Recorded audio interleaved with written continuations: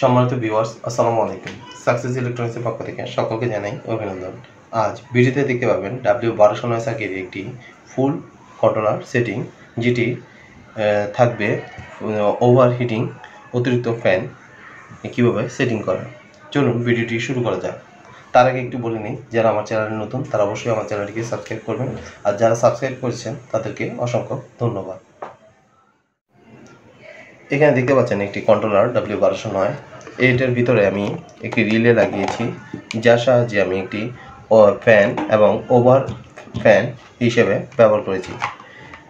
ঠিক এই রিলে যে দুটি পয়েন্ট আছে, এই পয়েন্টে বরাবর আমি আরেকটি রিলে সংযুক্ত করেছি এবং মাঝখানে আমি 12 ভোল্টের যে পাওয়ার W1209 এখান থেকে একটি পাওয়ার নিয়েছি এবং যে গ্রাউন্ডের লাইন যেটি কালো তারটি আছে সেটি ডাইরেক্ট জুড়ে দিয়েছি এবং এইটি রিলের এক প্রান্তে আমি দিয়েছি একটি ফ্যানের লাইন, এই লাইনটি ঠিক দেখতে পাবেন, এই লাইনটি, এবং অপর লাইনটি দিয়েছি আমি ওভারহিটিংয়ের ফ্যানের জন্য।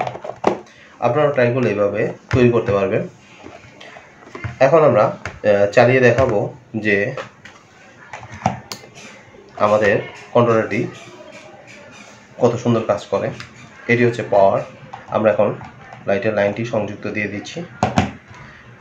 দেখতে পাচ্ছেন ফ্যানটি চলছে এবং এটি সেন্সর আমরা ফ্লো দিয়েছি। আমাদের টার্গেট ভ্যালু দিয়েছি আমরা 37.7। যখনই 37.7 চলে যাবে ঠিক তখনই লাইটটি অফ হয়ে ওভার যে হিটিং ফ্যানটি আছে সেটি চালু হবে।